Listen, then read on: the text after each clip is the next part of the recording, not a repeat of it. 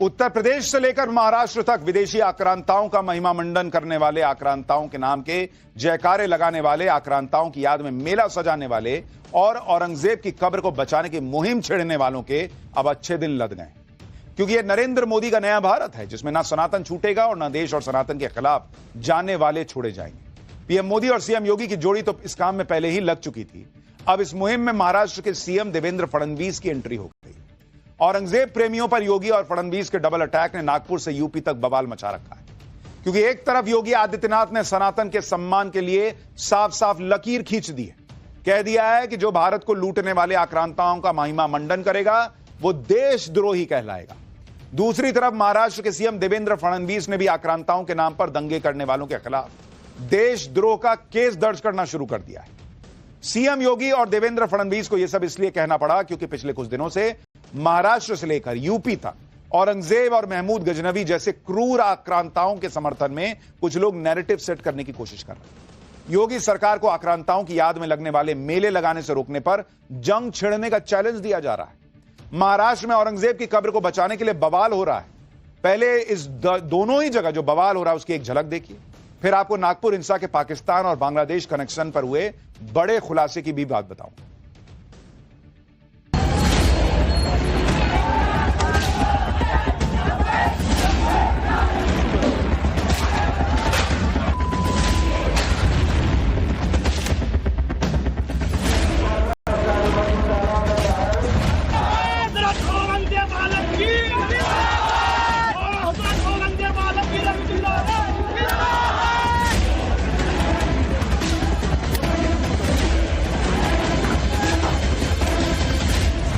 Police के खिलाफ में जो पत्थरबाजी हुई उसको ग्लोरीफाई किया गया है।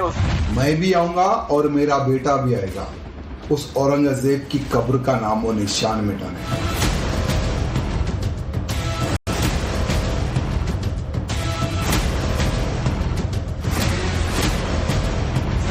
मेला यहाँ पर कोई रोक नहीं पाएगा, रोक लगाएगा तो बहुत ज्यादा जंग हो जाएगी यहाँ पे। नहीं, ये तो मेला लगेगा, हमेशा लगेगा। कोई मेला के लिए कोई रोक भी नहीं सकता। ये मेला यहाँ कोई रोक नहीं सकता। मुरादी मेला ये है, इस वजह से कोई रोक नहीं सकता है मेला।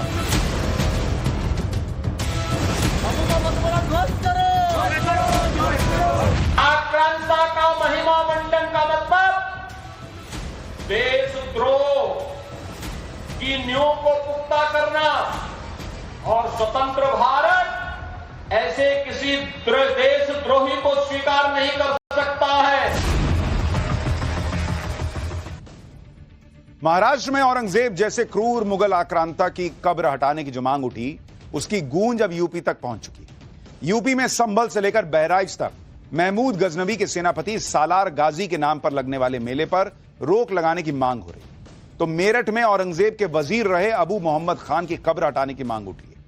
योगी सरकार ने विरोध के बाद जब संभल में प्रशासन ने सालार गाजी की याद में लगने वाला नेजा मेला उस पर रोक लगाई, तो उसके बाद भदोही, जौनपुर, बहराइच समेत यूपी के कई शहरों में इन आक्रांताओं के नाम पर लगने वाले मेले को रोकने की मांग जोर पकड़ने लगी। सालार मसूद गाजी की याद में किए जाने वाले आयोजनों पर रोक लगाने की मांग को लेकर हिंदू संगठन प्रशासन से लगातार मांग कर रहे हैं। दूसरी तरफ सालार गाजी को संत मानने वाले समर्थक कह रहे हैं कि अगर नेजा मेले पर रोक लगाई तो बहुत जंग हो जाएगी, जंग। बहराइच में जब नेजा मेले पर रोक लगाने की मांग हुई तो सैकड़ों लोगों की भीड़ जमा हो गई। ये वही लोग हैं जो इतिहास में दर्ज लुटेरे और दरिंदे सैयद सालार को हीरो मानते हैं। ऐसे ही लोगों को टाइट करने के लिए आज सीएम योगी खुद बहराइच पहुंचे, जहां सालार मेले के नाम पर संभल जैसा माहौल बनाने की कोशिश की जा रही है। लेकिन आज सीएम योगी ने दो टूक कह दिया कि जो भी आक्रांताओं का महिमा मंडन करेगा उसको एंटी नेशनल, देशद्रोही माना जाएगा और नए भारत में ऐसे किसी देशद्रोही को स्वीकार नहीं किया जाएगा। सुनिए सीएम योगी ने क्या चेतावनी दी है। उसके बाद बहराइच में सालार गाजी के मजार के नीचे सनातन का कौन सा सबूत दबा है यह भी बताऊंगा। जब भारत की सनातन संस्कृति और भारत की परंपरा का गुणगान दुनिया कर रही है, तब भारत के महापुरुषों के प्रति श्रद्धा और सम्मान का भाव हर नागरिक का दायित्व होना चाहिए। और स्थितियों में किसी भी आक्रांता को महिमा मंडन नहीं करना चाहिए। आक्रांता का महिमा मंडन का मतलब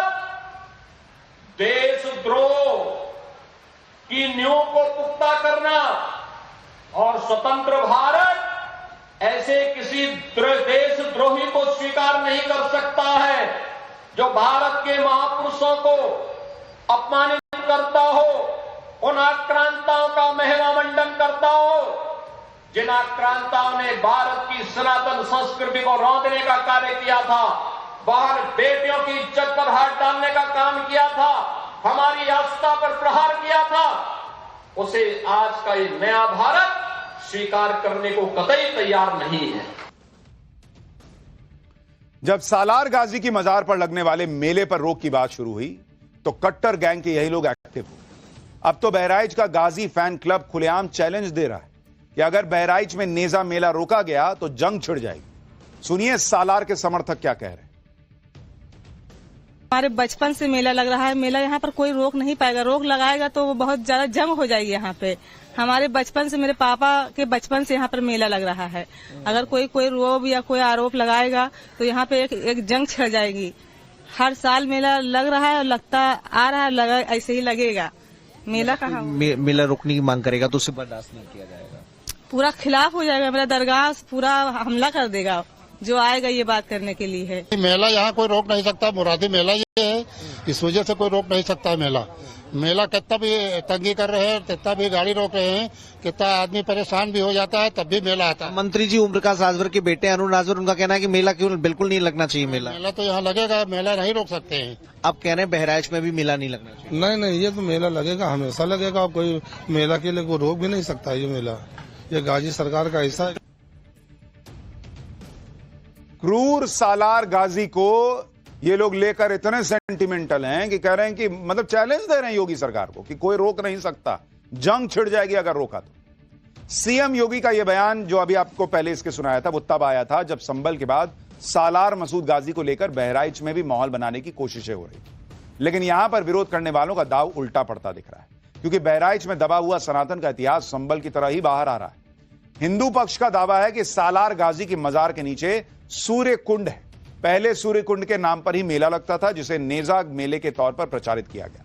कई लोगों का दावा है कि उन्होंने सूर्य कुंड को अपनी आंखों से देखा है, जिसे पूर्व की समाजवादी पार्टी की सरकार में ढकवा दिया गया था। सुनिए स्थानीय लोग सूर्य कुंड को लेकर क्या दावा कर रहे हैं, फिर सैयद सल्लार गाजी को लेकर क्या नैरेटिव सेट करने की कोशिश हो रही है वो दिखाता हूं। सूर्य कुंड हुआ करता था, सूर्य मंदिर हुआ करता था, जिसको पाट कर 12वीं शताब्दी में दरगाह बनाई गई। अच्छा, पूर्व सनातन काल से अनंत काल से यहाँ मेला लग रहा सूर्य मंदिर का, उसको दरगाह का नाम दिया गया है। तो ये समाज हमारा आज आक्रांता का, लुटेरे का मान मर्दन नहीं करेगा। ठीक है, हमारा जो अपना है हम उसका सम्मान करेंगे। सूर्य कुंड था और है, और वहाँ पर आज भी जो मेला लगता है वो रविवार के दिन लगता है। और हमारे रविवार जो है सूर्य का दिन है रविवार, और उसी दिन मेला लगता है। वहाँ मतलब मसूद गाजी का कोई औचित्य ही नहीं है। हम आते हैं सूर्य की आस्था को लेकर के आते हैं। यहाँ पहुँचने के बाद हमको परिवर्तित कर दिया जाता है, हमारे दिमाग हमको मजाक दिखा दी जाती है। अब पाटा गया है, ये 10, 20, 50 सालों में किया गया है। ये किस सरकार के दौरान पाटा गया? ये समाजवादी सरकार के दौरान किया गया। अखिलेश सरकार के दौरान नहीं, मुलायम सिंह की सरकार से शुरू हुआ, अखिलेश सरकार तक लगातार आया है। यूपी में योगी आदित्यनाथ ने आक्रांताओं के समर्थकों को लेकर माहौल टाइट कर दिया, तो नागपुर में दंगाइयों को लेकर महाराष्ट्र के सीएम देवेंद्र फडणवीस भी फायर मोड में। दंगाइयों पर देशद्रोह का केस दर्ज हो रहा है, क्योंकि जैसे जैसे नागपुर हिंसा की जांच तेज हो रही है, पुलिस के हाथ ऐसे ऐसे सबूत लग रहे हैं जिसमें नागपुर हिंसा के बांग्लादेश और पाकिस्तान कनेक्शन का पर्दाफाश हो रहा है। जांच में पता चला है कि बांग्लादेश में बैठे कट्टरपंथियों ने नागपुर में हुए दंगों को भड़काने के लिए कई सोशल मीडिया पोस्ट वायरल की। नागपुर हिंसा के बाद भी बांग्लादेश के आईपी एड्रेस से कई भड़काऊ पोस्ट वायरल हुए। अब यह भी समझिए कि पुलिस को नागपुर हिंसा में बांग्लादेश और पाकिस्तान के कनेक्शन का पता चला कैसे। दरअसल जब नागपुर पुलिस ने नागपुर हिंसा के मास्टरमाइंड फहीम खान की फेसबुक आईडी को खंगाला तो पता चला कि उसने कई बांग्लादेश और पाकिस्तान के अकाउंट्स को फॉलो किया हुआ।